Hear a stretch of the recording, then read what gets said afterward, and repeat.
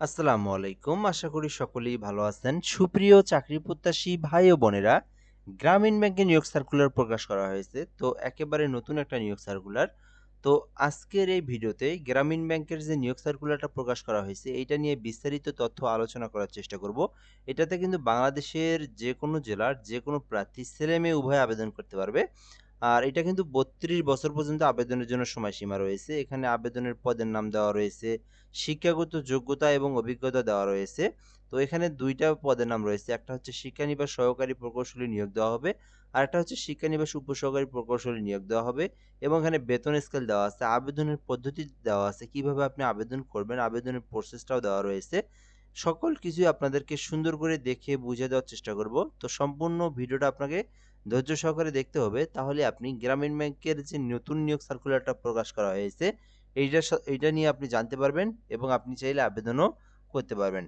আরেকটা বিষয় বলে রাখি, যারা আমাদের চ্যানেলে ভিডিওটা নতুন দেখতেছেন, অবশ্যই চ্যানেলটিতে সাবস্ক্রাইব করে রাখবেন। এই চ্যানেলে বাংলাদেশের সরকারি সকল নিয়োগ সার্কুলারগুলো আমরা আপলোড দিয়ে থাকি। এছাড়াও ভালো, ভালো প্রাইভেট যে সার্কুলারগুলো আছে, সেগুলো কিন্তু আমরা দিয়ে রাখি। আপনি একজন চাকরি প্রত্যাশী হয়ে থাকলে অবশ্যই চ্যানেলটিতে সাবস্ক্রাইব করে রাখবেন এবং ফেসবুক পেজের লিংক কমেন্ট বক্সে দেওয়া আছে, ফলো দিয়ে রাখবেন। আচ্ছা, আমরা এখান থেকে দেখব গ্রামীণ ব্যাংক প্রশিক্ষণ প্রকল্পে নিম্নোক্ত পদসমূহে অস্থায়ীভাবে লোক নিয়োগের উদ্দেশ্যে বাংলাদেশের স্থায়ী বাসিন্দাদের পুরুষ এবং মহিলা নিকট থেকে আবেদনপত্র আহ্বান করা যাচ্ছে। আবেদনকারী প্রার্থীদেরকে অনলাইনের মাধ্যমে আবেদন করতে হবে। প্রার্থীদেরকে বাংলাদেশের যে কোনো স্থানে কাজ করার আগ্রহী হতে হবে। তো এইখানে যে বিষয়গুলো বলে দেওয়া রয়েছে, এখানে এই বিষয়টা আপনারা দেখবেন আগে এখানে কি, কি বলা রয়েছে। তো এইটাতে কিন্তু বাংলাদেশের স্থায়ী বাসিন্দা হতে হবে এবং বাংলাদেশের ছেলে-মেয়ে উভয়ে আবেদন করতে পারবে এবং সকল জেলার জন্য কিন্তু এই সার্কুলারটা। এবং এখানে আরো একটা কথা বলা রয়েছে, তো আপনাকে কিন্তু গ্রামীণ ব্যাংকের যেকোনো জায়গায় দিতে পারে। সেটা কিন্তু নির্দিষ্ট করে আ কোনো কিছু বলা নেই। আপনার নিজের জেলাতেও দিতে পারে বা আশেপাশের কোনো জেলাতেও কিন্তু আপনাকে সিলেক্টেড করে দিতে পারে। আচ্ছা, ১ নাম্বার পদের নাম রয়েছে শিক্ষানিবাস সহকারী প্রকৌশলী, যেটা হচ্ছে স্থপতি, বিএসসি ইঞ্জিনিয়ার, আর্কিটেক্ট নিয়োগ দেওয়া হবে। তো শিক্ষাগত যোগ্যতা এবং অভিজ্ঞতা চাওয়া হয়েছে। প্রার্থীদের স্বীকৃতি কোনো বিশ্ববিদ্যালয় হইতে সিভিল অথবা ইলেকট্রিক্যাল অথবা মেকানিক্যাল অথবা আর্কিটেক্ট বিষয়ে ৪ বছর মেয়াদি স্নাতক বা সমমান ডিগ্রি থাকতে হবে। তাহলে আপনি আবেদন করতে পারবেন। সকল পর্যায়ের পরীক্ষাসমূহে ন্যূনতম ২য় বিভাগ শ্রেণী বা 3 পয়েন্ট থাকতে হবে। কোনো পর্যায়ে ৩য় বিভাগ গ্রহণযোগ্য হবে না। অর্থাৎ আপনার রেজাল্টটা ফার্স্ট ডিভিশন অথবা সেকেন্ড ডিভিশনের মধ্যেই থাকতে হবে। থার্ড ডিভিশনে কিন্তু আপনার রেজাল্ট থাকা যাবে না। এবং আপনাকে এখানে বলা হয়েছে যে মিনিমাম ২ বছরের কাজের অভিজ্ঞতা থাকলে এই শিক্ষানিবাস সহকারী প্রকৌশলী এই পদে আপনি আবেদন করতে পারবেন। আর আবেদনের জন্য বয়সসীমা কিন্তু ৩২ বছর পর্যন্ত দেওয়া রয়েছে। তো এই বিষয়টা আমি আপনাদেরকে একটু সংক্ষিপ্তভাবে ক্লিয়ার করে বোঝানোর চেষ্টা করি। তো এই পদে আবেদন করতে আপনার শিক্ষাগত যোগ্যতা প্রয়োজন। এখানে যে ডিপার্টমেন্টগুলোর নাম দেওয়া আছে দেখে নিতে পারেন। সিভিল অথবা ইলেকট্রিক্যাল অথবা মেকানিক্যাল অথবা আর্কিটেক্ট। এই ডিপার্টমেন্টগুলো নিয়ে কেউ যদি বিএসসি করে থাকেন সেও আবেদন করতে পারবে। আবার কেউ যদি অনার্স পাস করে থাকেন ৪ বছর মেয়াদি অথবা ৪ বছর মেয়াদি ডিগ্রিও কিন্তু আছে। এই সাবজেক্টগুলো নিয়ে যদি কেউ ৪ বছর মেয়াদি ডিগ্রি পাস করে থাকেন, আ সে কিন্তু আবেদন করতে পারবে। আর এখানে কিন্তু মিনিমাম আ একটা আ অভিজ্ঞতা থাকতে হবে। ২ বছর দেওয়া আছে, বাট ২ বছর থাকা লাগবে এমনটা কিছু না। কিছুদিনের অভিজ্ঞতা থাকলে কিন্তু আপনি আবেদন করতে পারবেন। আর এখানে রেজাল্টটা কিন্তু অবশ্যই আপনাকে 2 পয়েন্টের উপরে আপনার রেজাল্ট থাকতে হবে। এসএসসি, এইচএসসি, অনার্সের ক্ষেত্রে, তাহলে আবেদন করতে পারবেন। আচ্ছা, পরবর্তী যে বিষয়টা রয়েছে এখানে বেতন দেওয়া রয়েছে। এই পদের বেতন হচ্ছে ৳৫৩,০০০ পর্যন্ত। শিক্ষানিবাস সহকারীতে আবেদনের জন্য আপনার বেতন ৳৫৩,০৬০, ২২,০০০ থেকে ৳৫৩,০৬০, নবম গ্রেডের বেতন দেওয়া হবে।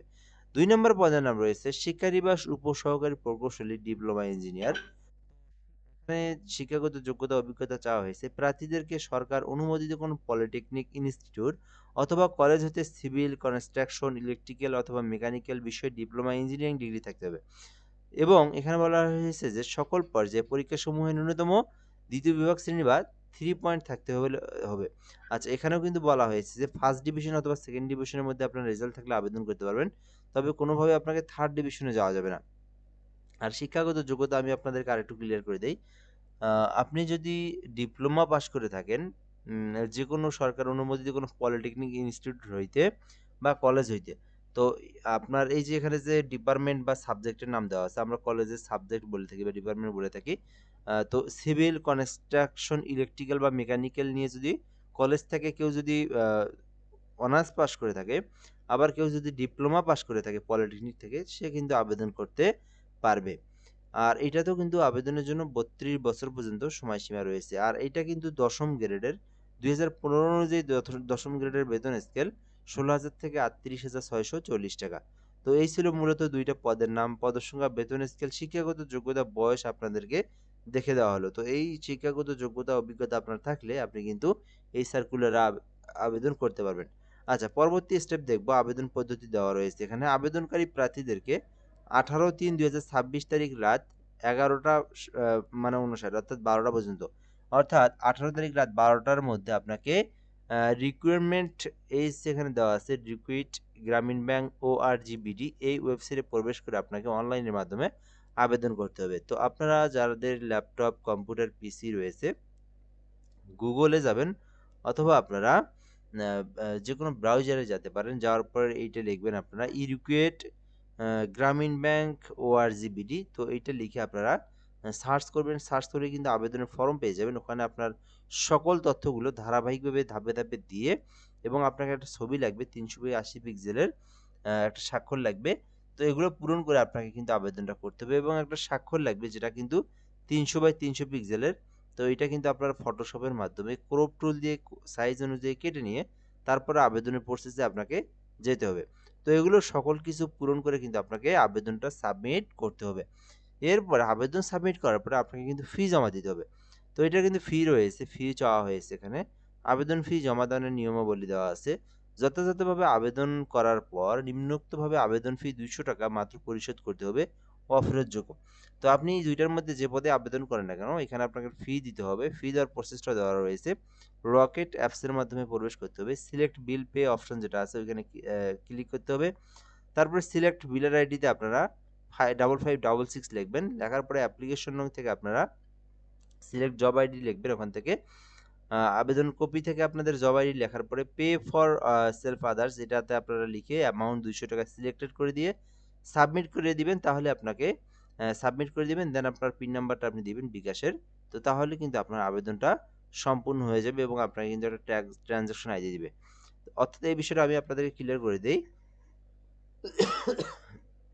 যারা আবেদন করবেন, রকেট অ্যাপসের মধ্যে আসার পরে বিল পে অপশনে ক্লিক করে এই যে ফার্স্ট স্টেপে আপনারা 5556 লিখবেন।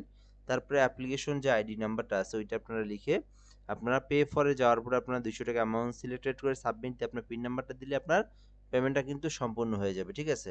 সো এই পেমেন্ট সম্পূর্ণ হওয়ার পরে আপনারা আবার পেমেন্টটা চেক দিয়ে দেখতে পারবেন যে আপনার পেমেন্টটা সম্পূর্ণ হয়েছে কি হয়েছে না। এই ছিল মূলত পেমেন্ট করার পদ্ধতি এবং আবেদনের পদ্ধতি। তো এরপরে প্রশিক্ষণ পদ্ধতি রয়েছে এখানে। প্রশিক্ষণ পদ্ধতি নিয়োগপ্রাপ্ত শিক্ষানিবাস সহকারী প্রকৌশলী স্থপতি গ্রামীণ ব্যাংক যারা রয়েছে, গ্রামীণ ব্যাংক প্রশিক্ষণ কেন্দ্রের আওতায় ১ বছর ২টি পর্ব প্রশিক্ষণে থাকবেন। প্রথম পর্বে মাসিক ১৩,০০০ টাকা স্থির গৃহীত হারে, এবং প্রথম পর্বের প্রশিক্ষণ সফলভাবে সমাপ্তকারীদের দ্বিতীয় পর্বে ১৫,০০০ টাকা স্থির গৃহীত হারে প্রশিক্ষণ ভাতা প্রদান করা হবে। দ্বিতীয় পর্ব সফলভাবে প্রশিক্ষণ সমাপ্তকারীদের কর্তৃপক্ষ কর্তৃক আয়োজিত নির্দিষ্ট সময়ে চূড়ান্ত পরীক্ষায় অংশগ্রহণ করতে হবে।